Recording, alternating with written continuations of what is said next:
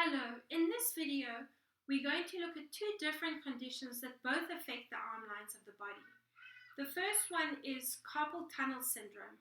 This affects the median nerves that runs down the forearm. It presents with decreased muscle tone in the thumb, as well as pins and needles in the thumb, index, middle, and a portion of the ring finger. Thoracic outlet syndrome, the second condition, starts off in the neck, where the compression of the vertebra can cause an impingement or compression and the nerve entrapment, which affects the nerve running down that arm line, causing pins and needles in the back arm line and into the little finger and a portion of the ring finger. Now you can see why often these conditions are misdiagnosed, because they both affect the fingers. So in this video today, we're going to focus on the different releases, especially for thoracic outlet syndrome, because often what we notice is that it is as a result of postural related issues.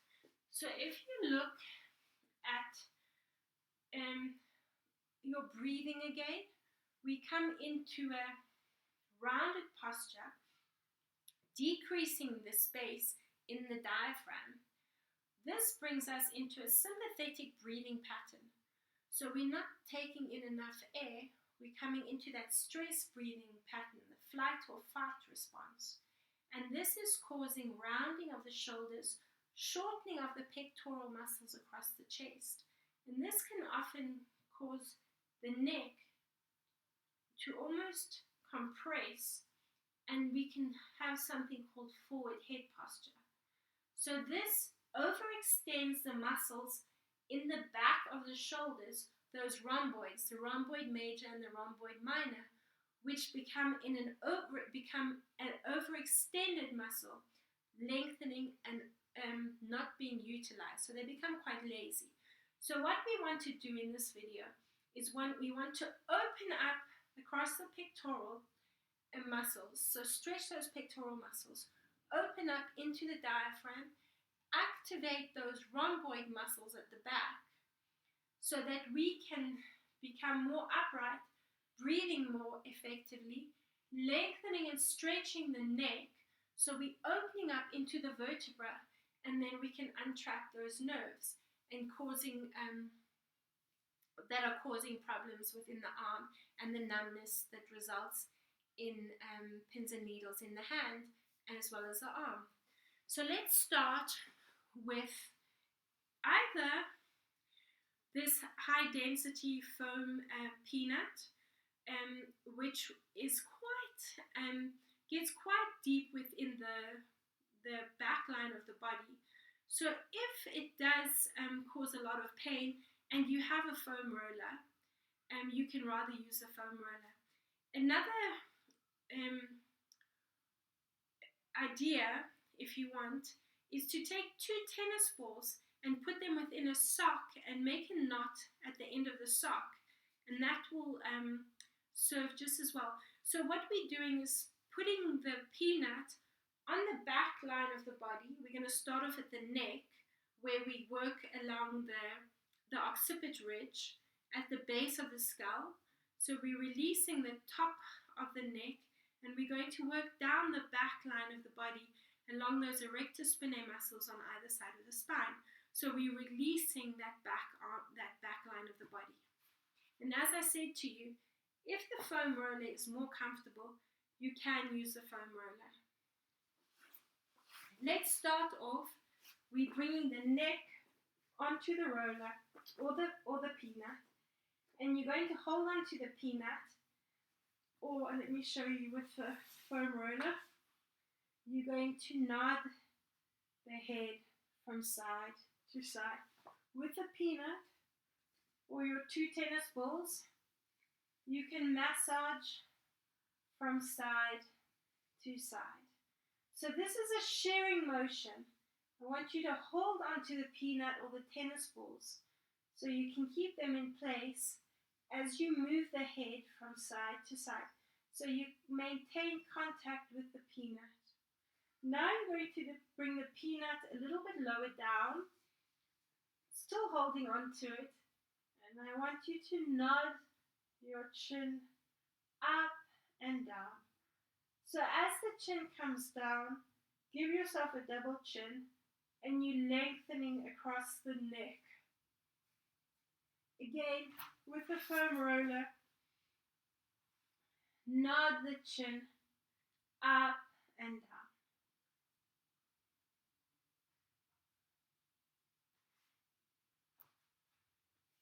Bring the peanut under the neck and let's position the peanut onto those rhomboids. So on either side of the spine, we're going to position the peanut and then we're going to relax the head in the hands and you're going to breathe in and arch. So we're opening up into the diaphragm.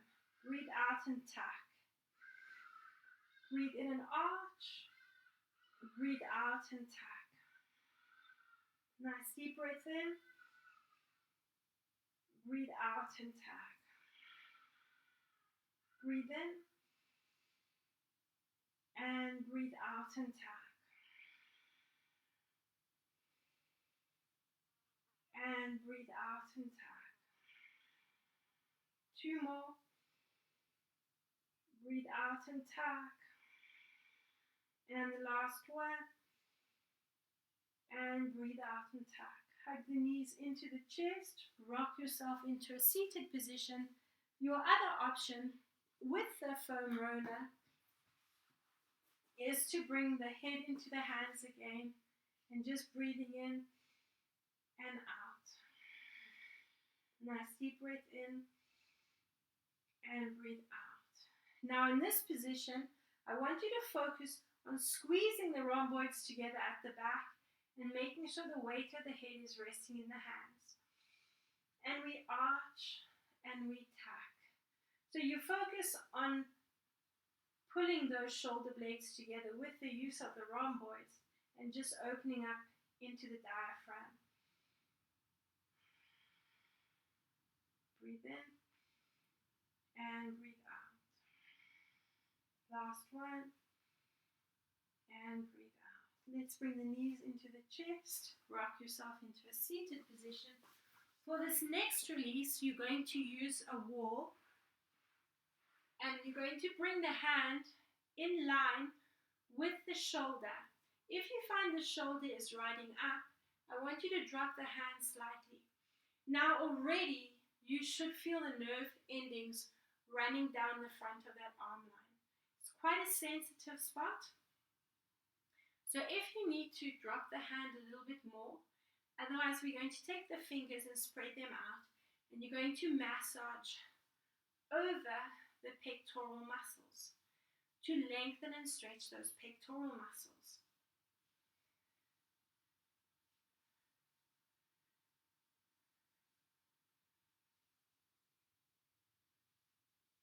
Now you're going to look over the opposite shoulder, take your hand onto the back of the neck, and as you look over that shoulder, slide the hand down to the sternum. Over again, and rotate. Last 2, rotate. And the last one. Now just give that hand a shake. Get the blood rushing back to the fingers and just release those that arm line. The other hand now, taking the fingers over the pectoral muscles and giving that a good stretch.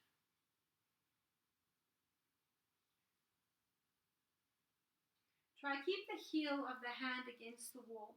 If you have got a lot of tightness in the wrist, then you can just release it slightly if you need to.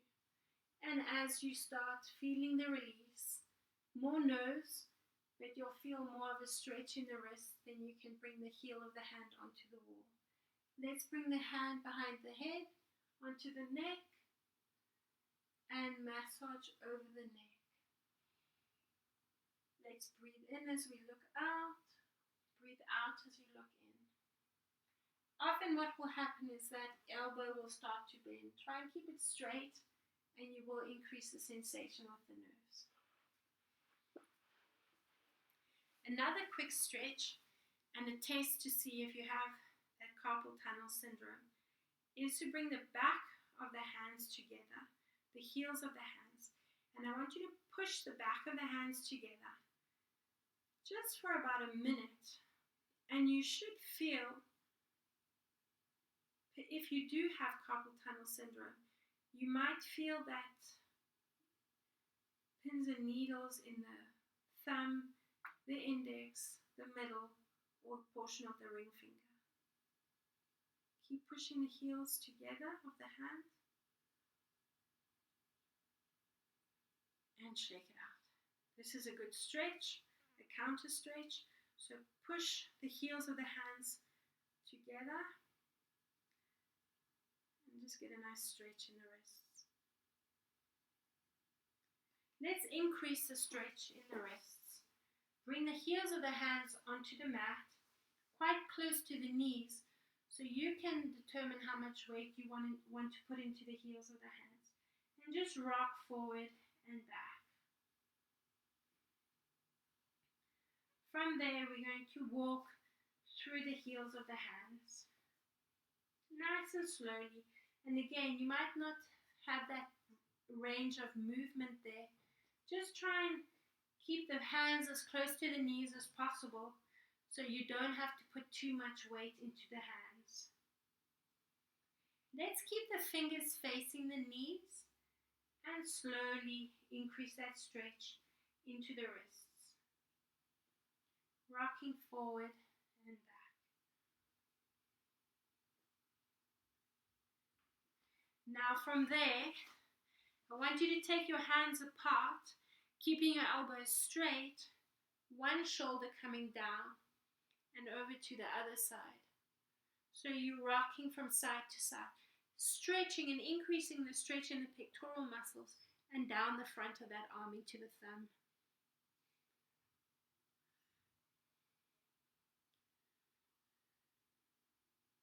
So keep looking over to the hand that you're stretching.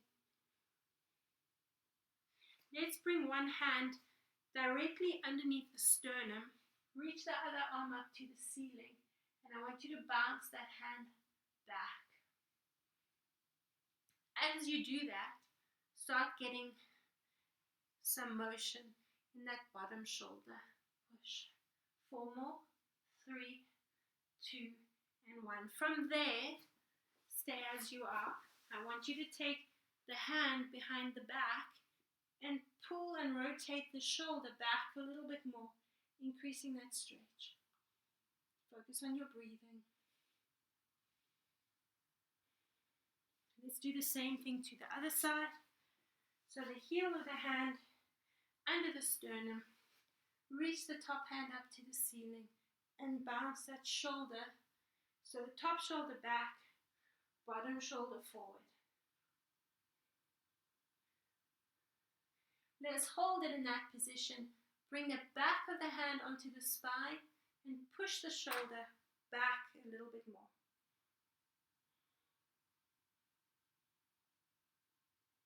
Let's release it. Take the hands back onto your foam roller. Knees apart. And just extend the arms forward. Try to keep the roller under the wrists and bounce the chest up and down. And rolling up, tucking there. Breathe out. Breathe in and extend. Breathe out. Breathe in and extend. If you don't have the foam roller, then you can just take the hands under the shoulders and breathe in and stretch. Breathe out, tucking around, lighten your fingertips on the mat. And again, nice deep breath in. And breathe out. And tuck. Breathe in. And breathe out. We're going to come into a seated position with some movement in the rhomboids. If you have a TheraBand, I want you to take the TheraBand, loop it around the thumbs, and just extend the arms forward. you're going to pull the shoulder blades together, create some resistance, and then you're working that lateral arm line or the back arm line, breathing in as you open up. So pull those shoulder blades together, get a nice stretch across the front of the shoulders, not the front of the shoulders, those pectoral muscles, and breathe out and release. Now overextend those rhomboids, and now breathe in again. Retract the rhomboids, pull them back, open up across the chest, use the resistance band, and breathe out.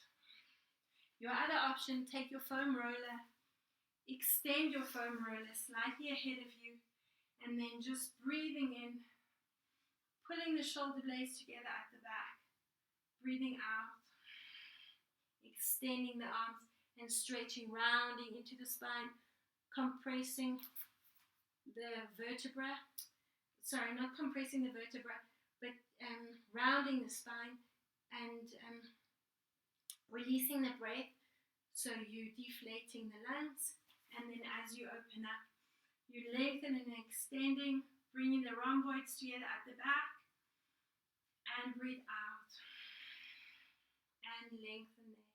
So the breathing is a big part of it. Breathe in and pull back, breathe out, and extend. Again with the TheraBand, same movement, nice deep breath out, breathe in, resist against the TheraBand, and activate the back arm lines. Breathe out, and release. A nice deep breath in, and breathe out, and release. 2 more, and breathe out, and release. Last one, and breathe out, and release. So that is just a few ways to really release those arm lines and to activate those rhomboid muscles. So the more we activate those rhomboid muscles, the more we can use them to work the triceps and the back arm line of the body and open up into our postural position, and then focus more on the breathing to bring us into that calm state. Thank you.